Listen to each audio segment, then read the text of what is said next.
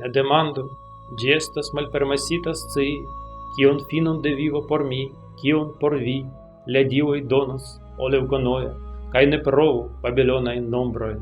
Kiom pli bone estas elteni, kio okazas, ĉu Jupitero donos al ni multajn estontajn vintrojn, aŭ estas la lasta vintro ĉi tiu, kiu nun rompas la tirenan maron kontraŭ la klifoj de pumika ŝtono. Estu saĝa, purigu vinon, kaj limigu la longan esperon al mallonga tempo. Dum ni parolas, la malbona tempo forkuras. Kaptu la tagon, kiel eble plej malmulte, fidu naive la estontecon.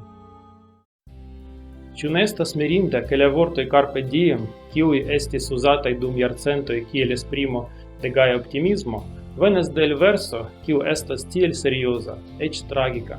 Ĉi tiu poemo estis skribita antaŭ 2040 jaroj, kiam Horacio havis 42 jarojn.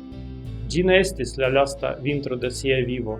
Jupitero donis al li 10 jarojn pli, sed li vere mortis ĝuste ĉe la solo de vintro, en la kvina tago antaŭ la kalendoj de decembro de la jaro 746 de la fondo de Romo. Aŭ kiel ni diras ĝin hodiaŭ, la 27 de novembro de la oka jaro antaŭ Kristo. Kaj kiam mi diras la vortojn antaŭ Kristo, mi povas imagi, kiel estus mirigita Horacio, kiam li skribis ĉi tiun poemon kaj pensis pri la estonteco, se ni diris al li, ke la plej grandaj ŝanĝojn en la imperio kaj la mondo, eĉ la ŝanĝo de la maniero en kiu homoj rakontos la jaron de lia propria vivo, ne okazos pro liaj potencaj amikoj en Romo, kiel la imperiestro Augusto, sed pro knabineto, kiu nun havas nur kelkaj jaroj, estas nomata Mariam, kaj vivas en la malproksima provinco de la Roma imperio nomata Galileo. Kiam mi legas ĉi tiun poemon en latina, mi ĉiam miregas, ke ni vidas tiujn vortojn precize kiel milionoj da homoj leĝis ilin dum miloj da jaroj.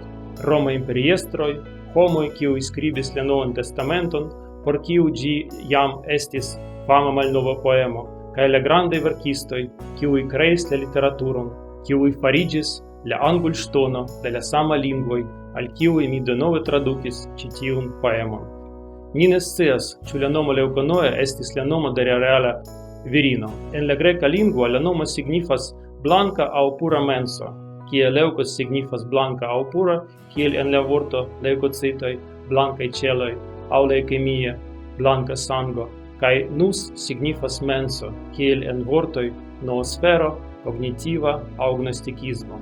Kaj la nomo perfekte kongruas kun la konsiloj konservi niajn mensojn puraj de problemoj kaj zorgoj, kvazaŭ ni filtrus sedimenton el vino, kaj ĝui ĉiun tagon, kiel ĝi estas, ĉar ni neniam scias, kion la estonteco alportos.